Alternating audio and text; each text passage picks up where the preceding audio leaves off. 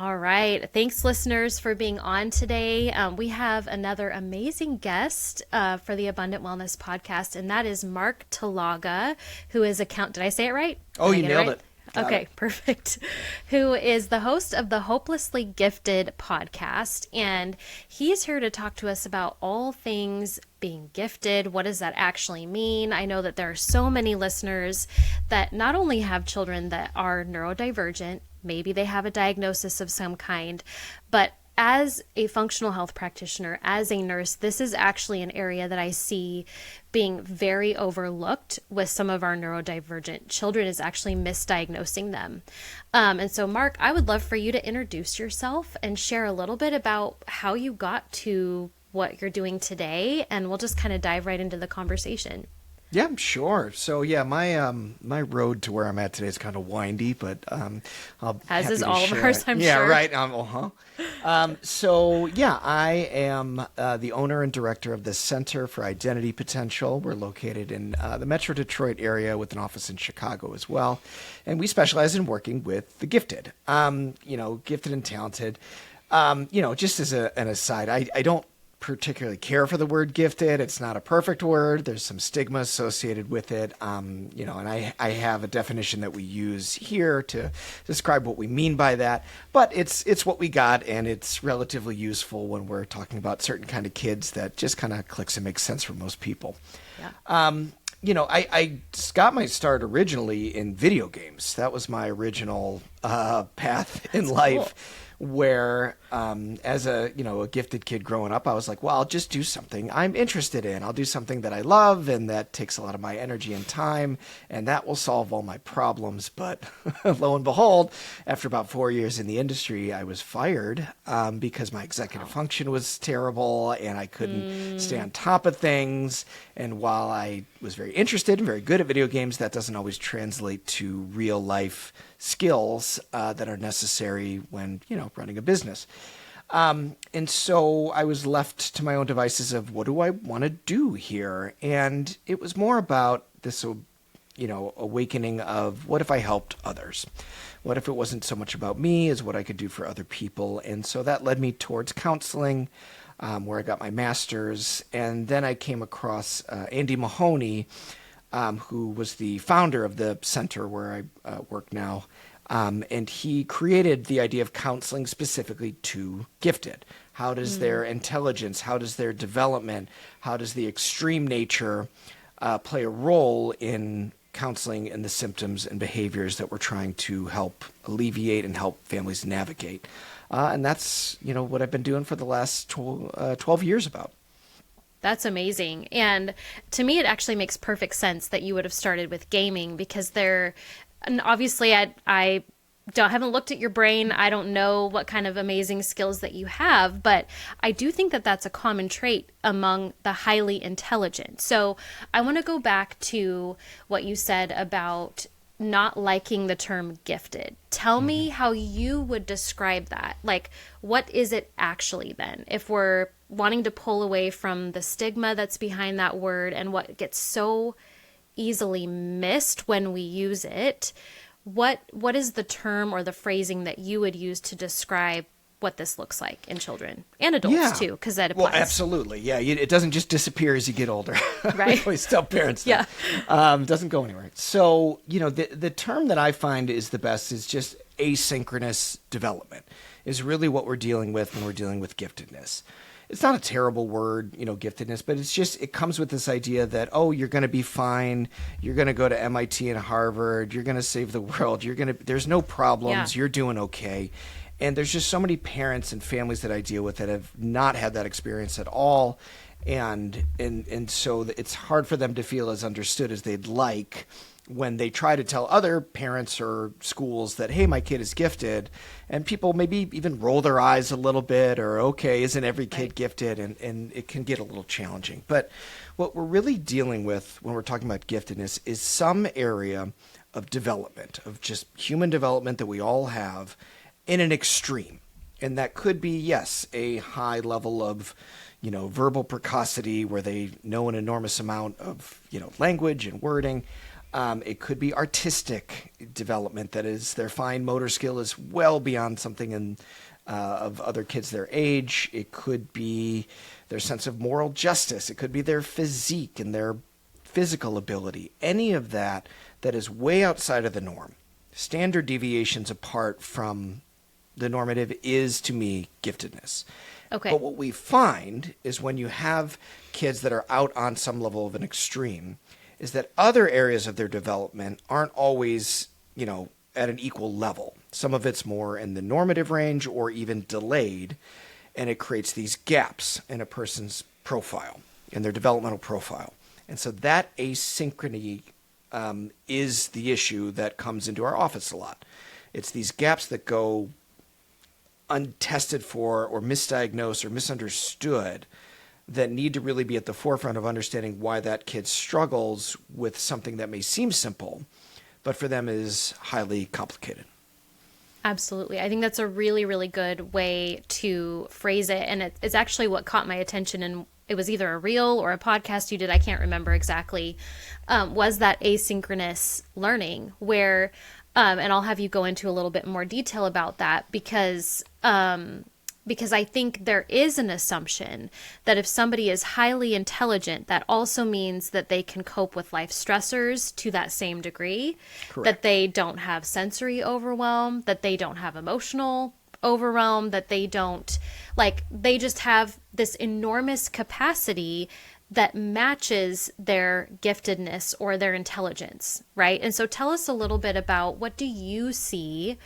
Where is the lag? Where is the mismatch? Because I think that's what I'm hearing you say, is that there's almost this mismatch in the level of intelligence, or maybe IQ. I'm just kind of using words that other people would understand when they're listening to this, that doesn't match their executive function. Right. Is that what you're saying?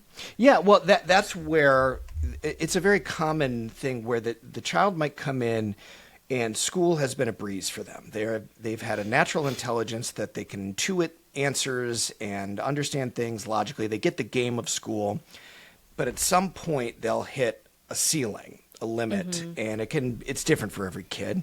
But usually we see it in third grade, eighth grade, freshman year, junior year, or college. These big developmental leap areas. And what we find is that's when we start to see that the vulnerabilities, the areas that are underdeveloped, become the most prominent. And every kid is different. But the most common is usually a child with high level of knowledge and awareness of things, but low ability to process information effectively. Okay. Meaning it changes based on the content, right? So if it's an area of high interest or they have a high level of expertise, their processing works great, or even an accelerated pace.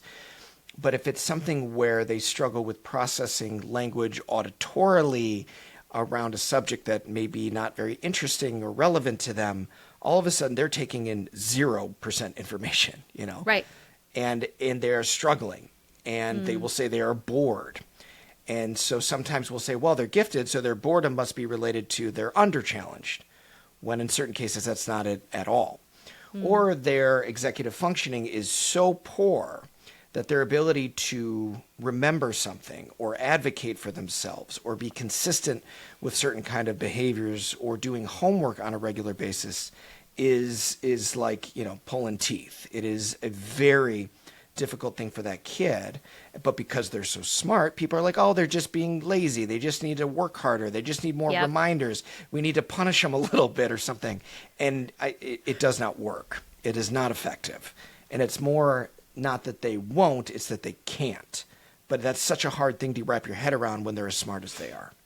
Absolutely. And I would say I've met several children exactly like this in my career, where it's like you're looking at them and they are smart as a whip, and you're like, I could tell this kid is above average intelligence for their age, and yet you experience that mismatch when maybe you're trying to engage with them emotionally, or you're asking them to do something that requires flexibility that now their nervous system can't access that skill anymore. Right. So are there common overlapping diagnoses?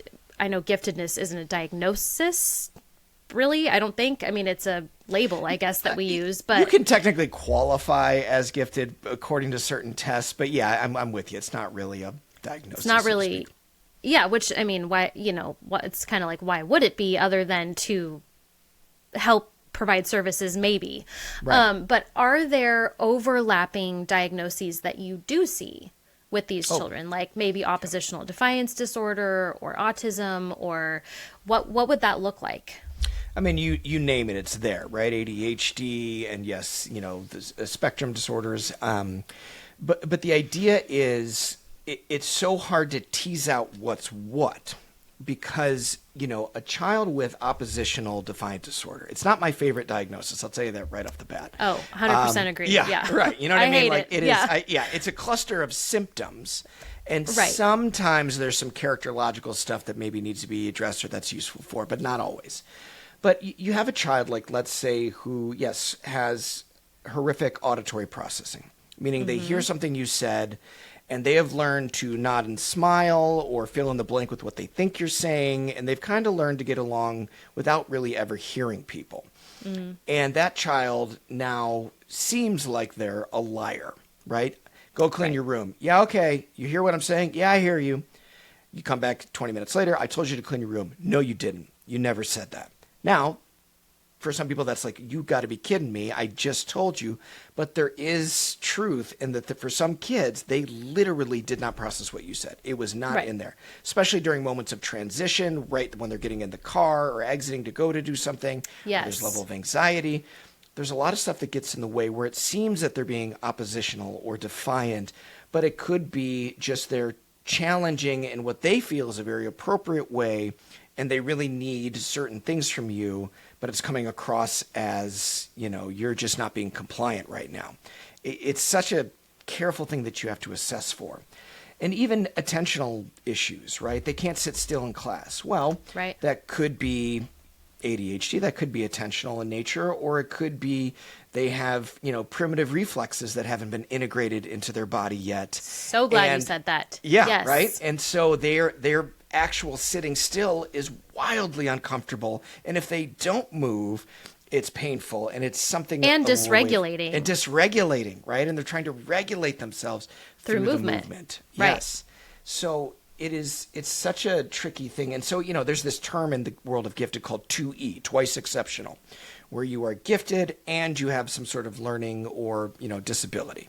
Yes. I don't like that term either. I'm going against the grain here a lot, but it's more like 10E. There's so many little things that you have to be aware of and assess for that can impact a child's learning and ability to regulate and an ability to follow through on certain things. And it can be very challenging and stressful, and parents can get overloaded and schools can get overloaded and that child is overloaded. And so really, really good assessment should tease out each little tiny minute detail of where that child's struggle is, and that's what you're really looking for. Let's try to get a sense of everything so it all makes sense in context with why the child's behaviors might seemingly be, a problem. Absolutely. And I, man, there's so much about that I loved that you shared about reflexes. I learned so much when my daughter was diagnosed with PANDAS. She went from neurotypical to not overnight. And primitive reflex integration was one of the things that helped her the most. Now, genetically, she has a very high level of intelligence, like her dad. She got most of that from her dad. I have a decent IQ, but I wouldn't say that I'm gifted necessarily. Do you see within families that there are traits that are genetically passed? That might be a dumb question, but I feel like so many parents are sitting across from their kids thinking, where did this come from? Right. And it's like a mirror being held up to us, right? And so can you tell us a little bit about what you observe with that? There's 100% a genetic component. I always joke with the parents, I'm like, well, they didn't get it from the milkman. You know what I mean? Like it comes from somewhere. I so mean, look, you gotta deal with unless it. there was a milkman. Yeah, well, right? and But sure, yeah. right. I get the one time I say that, somebody's like, Yeah, oh. yeah. How did you know? Yeah, right. There's a lot of things that go into it, and I have kids that have gone, that are adopted as well. That the parents are like, we don't know where this all comes from, and it can be tricky because there is a genetic factor. Right. Yeah.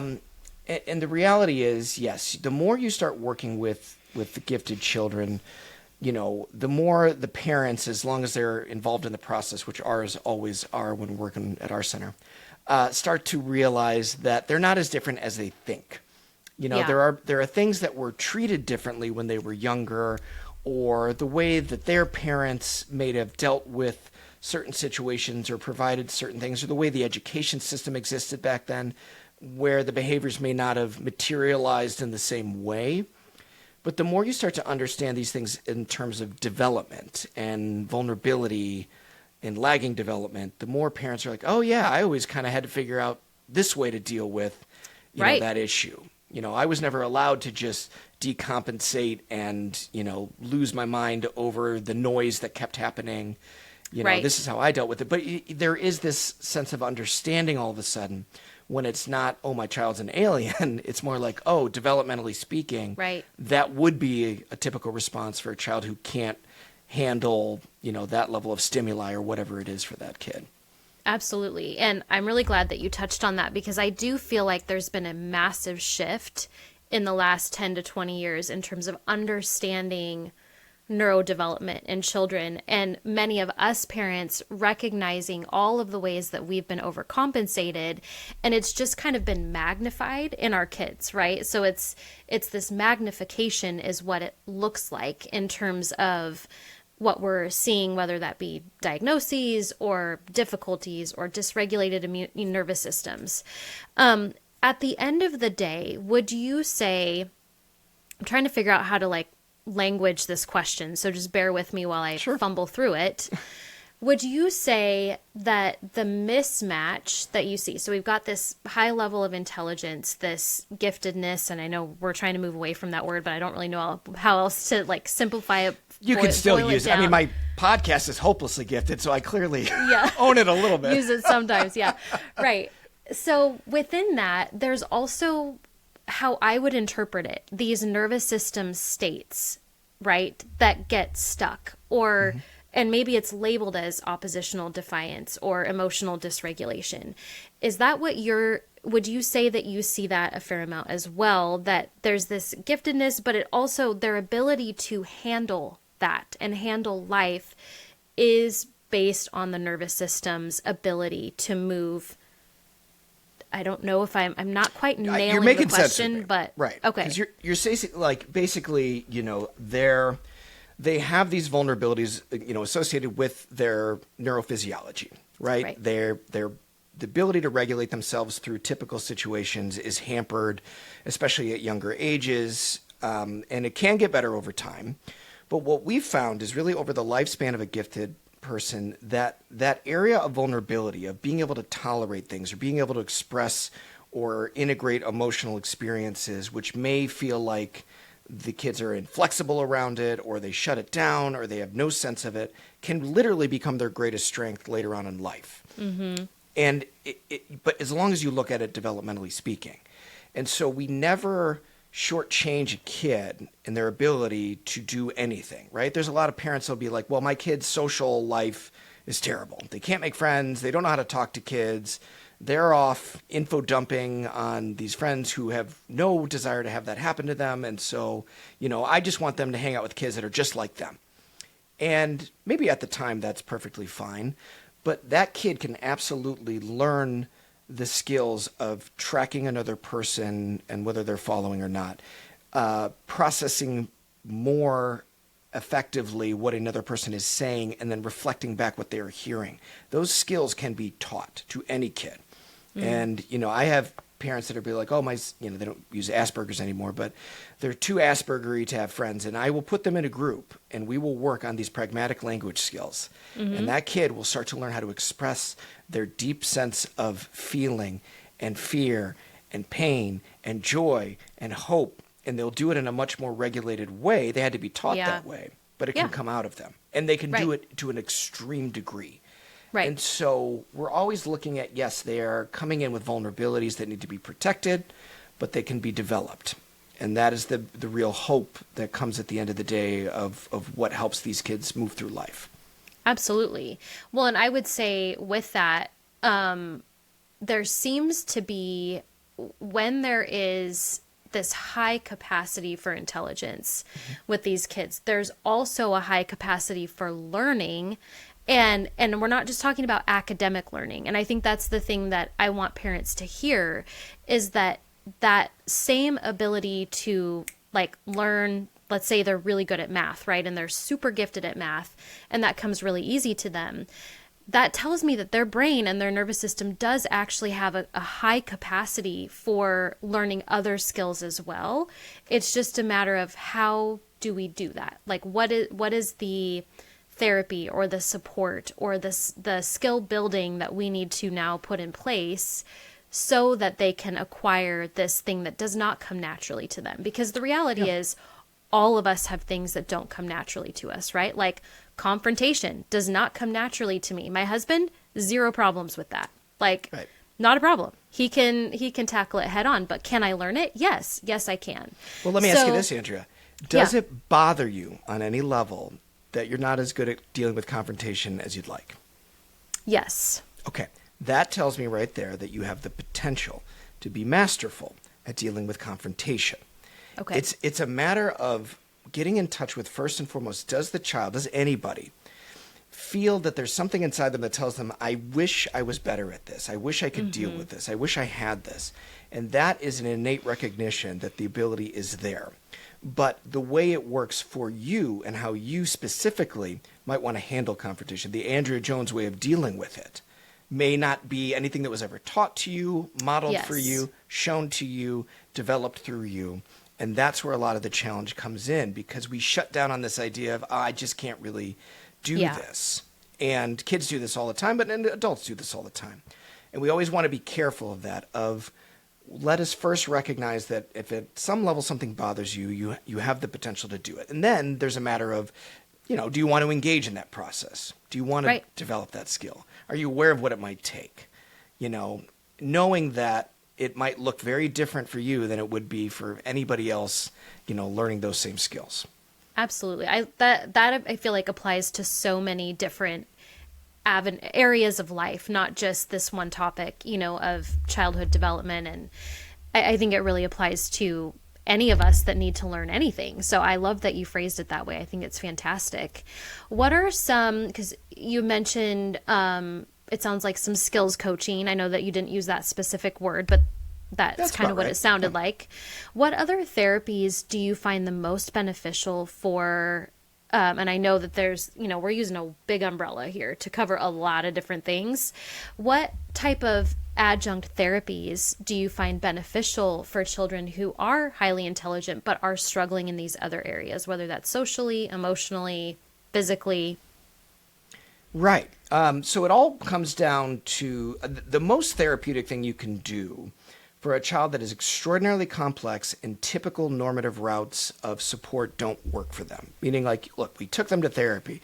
We took them here. We tried to work with the school. We tried to get a 504. Nothing seems to be working. The most therapeutic thing you could do at that point is really, really good comprehensive testing. Meaning you are learning at a very deep level what that child is dealing with and what they're up against. Now, I'm a big believer in don't tell your kids the scores that they get in their testing, because they won't have a context for that. They'll take it out of context and they'll be like, "Oh, see how dumb I am here, or see how smart I am here," and so you got to be careful with that. But the idea is, when you have a sense of, oh, that's why this is going on, that can be the most therapeutic thing you ever do for a child or for a family. It's not as simple as that always. But yes, there are certain things where OT can be extraordinarily beneficial. Or yes, finding out if there's underlying autoimmune or medical issues that have been exacerbating stuff all along that the child has just been dealing with can be helpful, right? You want to know as much as you can.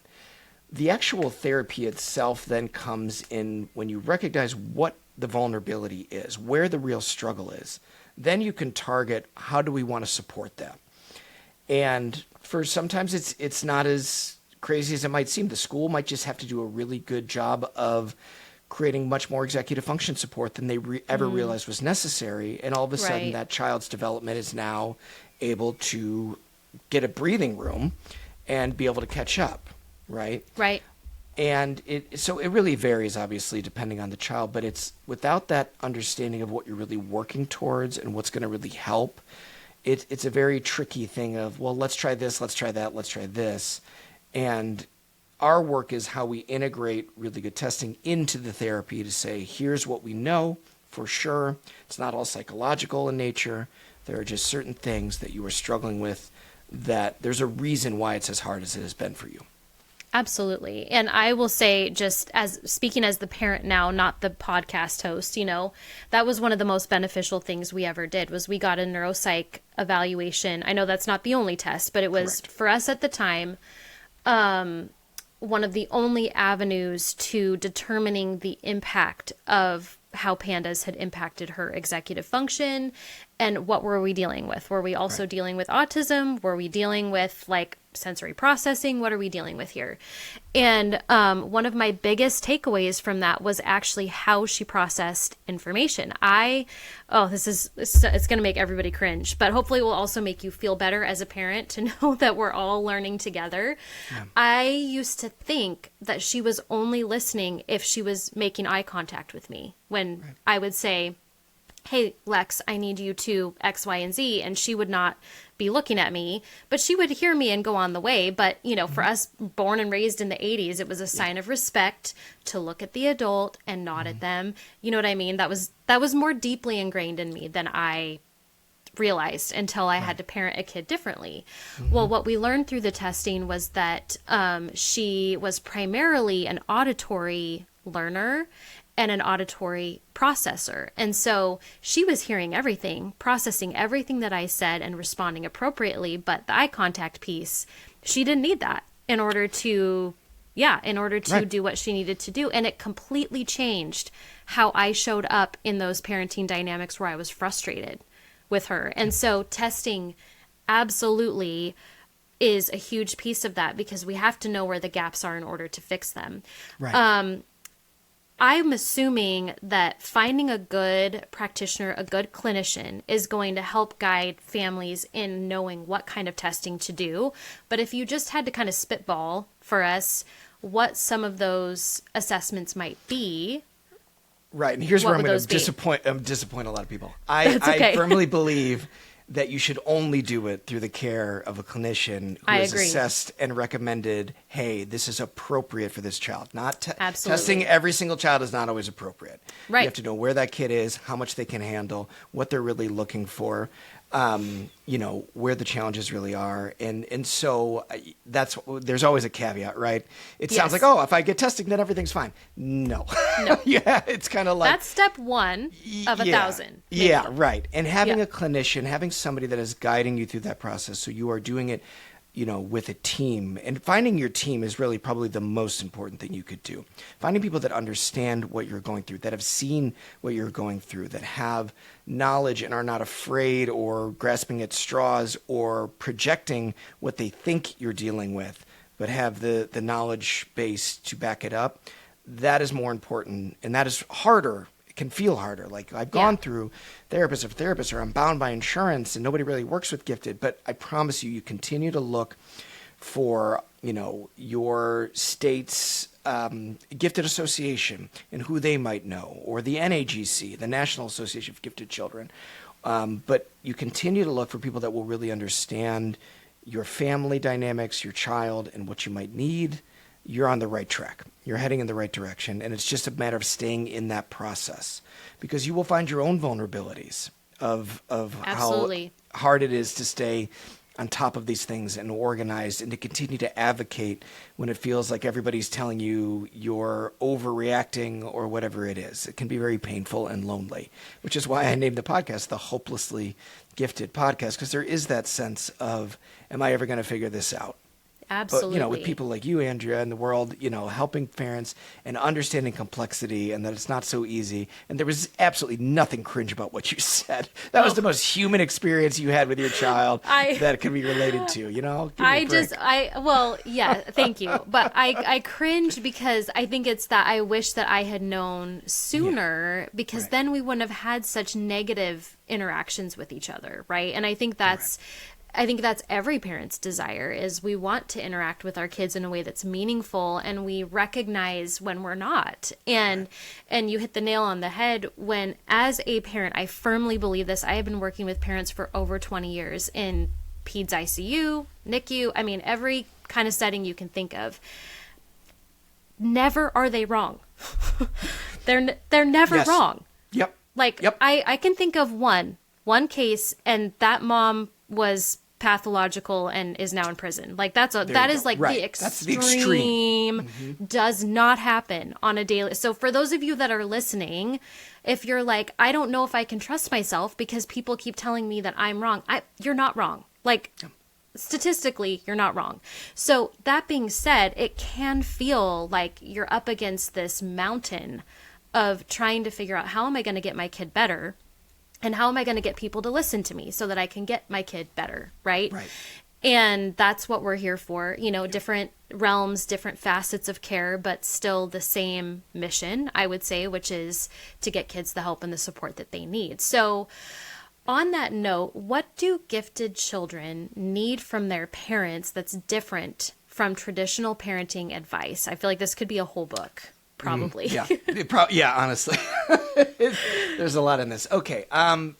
Do you have a book on this that we can refer? I'm working writing on it one now. I don't want to, spoil too much, but it is in the process. Awesome. Okay. Yeah, and it's a lot about how to work as a family and the systems Love it. that are connected with all of this. But the idea is, you first have to understand that for a gifted child, the simple is complex and the complex is simple. Okay, so you have to have these two competing truths exist at the same time.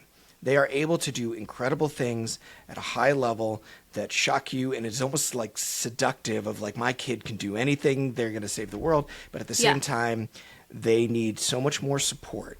And there is a reality that gifted education is special education. You could even go as far to say that your child is a special needs child at that point. And that is not I have zero negativity or, pejorative context to that term. I think that is just what it is. There are special, specific needs that have to be integrated. And so there is no parenting handbook really. But at the same time, when you understand that whatever those challenges you're having at home can be rooted in the development of that child, or lack of development or underdevelopment at some point, things should start to make a little bit more sense, right? If your kid is, throwing his plate against the wall because the food you served was incorrect, that is feels like, oh my gosh, this is way beyond the norm. This is crazy. We need to get a food specialist in here right away. Maybe, right? Sure. I'm not saying don't go down that road. Maybe. Right. But the other idea is your child's trying to do something in that moment, trying to stay regulated, but for some reason can't. They're becoming inflexible. They're becoming rigid. And that rigidity and inflexibility is more a sign that they are trying to solve a problem in a way that is taking too much control in the situation, because they're not dealing with where they don't have any control. And it could be just a matter of expressing what the challenge is. And it is something where you have to strike when the iron is cold and figure out with them when they're not in a state of, rage, right? Yeah. Because their brain isn't going to work anyways. Their prefrontal No. cortex is gone in those moments, so you just don't. And so, yes, there's a lot of things, but if you can always remind yourself of taking a step back and saying, we're missing something. It doesn't all make sense yet, but it will make sense. It is not hopeless, and it is not this place where we're never going to get things to be better. It's just you're still missing something. That is probably the best place you can be. Yeah.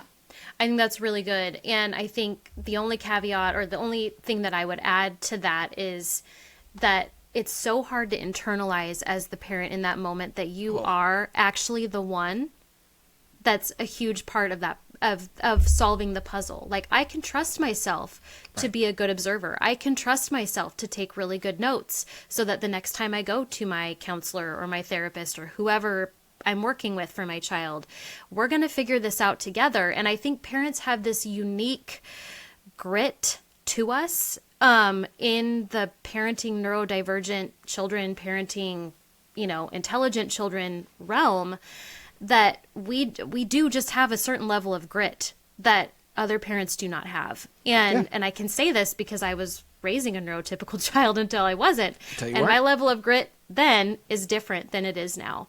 And so you can lean into that. I think that's what I want the parents to hear, is you can lean into that unique ability that only you have to observe and articulate what you're seeing happen with your child. Like, my kid only has meltdowns in these kind of situations, and this is what it looks like. Can we try to figure out together how to help that, and problem solve what the issue actually is? I want to add on to that, because I think this is maybe the most important thing for a parent to hear. You're 100% right. It's this idea of you are allowed to say to a professional, I don't know what is going on, but I know something's going on. I know it's something. And as a parent, you shouldn't move forward until some bell of truth within you rings solid, right? Like, oh, absolutely, that makes sense. Actually, that tracks. That is fitting with my at-home context and experience. And if it doesn't, if you're like, yeah, I hear what you're saying, but I'm still struggling to understand why this bit doesn't make sense, it is okay to push back and say, and hopefully the clinician or whoever you're working with is not, trying to override you. And if they are, maybe you run for the hills. But you have to have that collaborative sense of, I definitely know I don't know something, but when I hear it, I will know that makes sense. And that will track for me. You know, and that I agree with 100%. Yeah, and I like the way that you articulated that, because kind of flipping the coin a little bit, I distinctly remember that feeling of, I don't know what's wrong, but I know something's wrong. Took my daughter to the doctor. I'd seen maybe one patient in 20 years that had pandas, and it was in the back of my mind that would fit. But, you're kind of hoping you're wrong. And went to the doctor, and he said almost exactly what you said, like, this is what we're dealing with.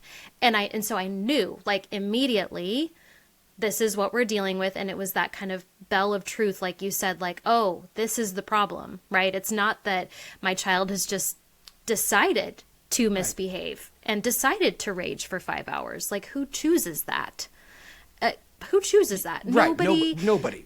No, and I think that's the other big misconception, and we could get on, a rabbit trail here, but the other misconception is that these kids aren't doing the best that they can. And I firmly disbelieve that. Yep. Well, 1,000,000%. Of course, every kid wants to do well. Every kid, every child wants to make sense of things and do well by others, and is struggling to figure that out. And do well by for themselves. Yes, 100%. Who wants to feel miserable? Like, I'm sorry, I will never be able to get behind that. I have heard there are still parent coaches out there that are touting the opposite, and I'm like, that is a hill I will die on, because I don't believe that. No. I've seen way too many kids that, I distinctly remember too, like, after my daughter would come out of this rage, and granted hers was a medical issue, she would say, I'm really sorry, I don't know. Like, there was this level of distress of not knowing what was happening to her, or why, she was behaving a certain way. She hated it, every second of it. And so, so I know that that's a little bit of a bunny trail there that we went off of. But it's an important one. And I think parents also need to hear that, because when we're dealing with behaviors that are really distressing, and they can be very, very distressing as a parent to deal with, I think that was the mantra that I just kept telling myself over and over and over again. She is doing the best that she can. She can learn to do better with the right support. And so if that is my core value, then it's a matter of providing the right support. And that might mean me and 15 other people. I don't know. Like, I don't know what it's going to take. Right. But I know that she can get there, and she's doing wonderful now, and so, not that we don't have struggles. She's 15. So like, it's that continuous improvement over time. It's that feeling that you're on a process and a pathway to feeling like, we're not in the, so lost in the woods anymore. And it is such an important piece, and you're allowed to reevaluate as you go. That Absolutely. thing that rings true at one point, and then as they get older, now things are shifting a little bit. There's new information, there's new evidence. Yeah. You are allowed to reevaluate and say, okay, has something shifted? Has this diagnosis that felt so right on for so long now doesn't fit as much, and that's okay too, right? Absolutely. It can all make sense. It can all be, integrated into your reality of what's happening. Absolutely. And I think that's actually a really healthy and smart way to look at it, because none of us have stagnant development. Like, there's Correct. so many, huge pivotal developmental leaps, hormonal leaps, physical leaps. There's no way for neurology not to be impacted by that. There just isn't. So Nope, there's not. not even a little. Not even a little bit. Do you, and I apologize that I don't know this, it may be on your website, but just for those that are like resonating with this message and like, oh my gosh, I need to figure out how to get help and how to get in contact with you, do you work virtually? Do you have services that are an option for those that maybe don't live locally to you? And can you tell us a little bit about that? For sure. And we do work virtually. So because we are not paneled with any insurance companies, we are able to work, it kind of outside of that world. Awesome. And can meet over teletherapy and things like that. And we assess very deeply when people come to us, are we a good fit for them, and are they a good fit for us? Because we want to make sure that is a match where it's Right an equal away. exchange Yeah. of energy right away. But even if you're not, or there's something where, wow, you need a lot more support, or there's other things that you need to be focusing on first, our job is to try to guide you towards where you should be heading next. And for sometimes it's, parents will say, my 3.5-year-old is gifted and I want them in therapy. And I'll say, well, developmentally speaking, that might not be as effective, but we do a lot of parent support and parent work. I'm putting together a parent group now for a lot of the people that are in our practice, for parents of adult gifted children who are still Awesome. struggling. That's amazing. And and it's a very, important area where a lot of people have a lot of shame and I don't know what to do when my kid Yeah. should be doing this and they're not. And I'm just Right. trying to disabuse them of all that, unneeded feelings of shame, when there's much more clear things that could be understood and done. So, yes, long story short, there's plenty of Awesome. resources and things available to those that might find this helpful or even interesting. Absolutely. Well, I have loved this conversation. I feel like we could talk more and more and more. I'm grateful that I found you, because I know that I've learned something today. I learned many things today. But I also know that our listeners just desperately need people in their corner. And, I'm a piece of that puzzle maybe. The more people we can get in on the mission to help kids feel better and parents thrive in their parenting journey of, children that are just challenging in different ways, right? I think is a huge piece of it. So do you have any last parting words for our audience today? And if you wouldn't mind sharing where they can find you, that will be in the show notes, but just so they can kind of hear it and make a mental tag of it. Oh gosh, yeah. What do I want to share today? I usually end on the complex is simple and simple is complex, but Yeah. we already burned through that one. So I don't know. What's my other favorite one? The old Chinese proverb: "When's the best time to plant a tree?" 20 years ago. When's the There we second go. best time? Right now. Today. So today, Yeah. it's one of those things where, it's okay to start looking and going down this process today, and to not feel like you waited too long, or things are or I wish I would have had this information before. There's always things you can be dealing with and growing at. And nobody does anything great alone. If you're interested in finding more about our services, you can go to centerforidentitypotential.com. And you'll find a lot of things there. Or if you're interested in following more of my podcast journey, the Hopelessly Gifted podcast, you can go to hopelesslygifted.com or look up Hopelessly Gifted Podcast on Spotify or Apple Podcasts and find us there. Amazing. Well, I am thrilled for all of this, but I'm also super excited for your book. And for those of you that are listening, make sure please to give him a follow so that you can be in the know when that's released, whenever it is, because we know that having a book is like birthing a baby. It is That's right. There's a full process there. So congratulations in advance for that. I know that's a huge deal. And I just want to say thank you again so much, Mark, for your time today and sharing all of your information and knowledge with all of our listeners. Thank you. It has been an absolute pleasure.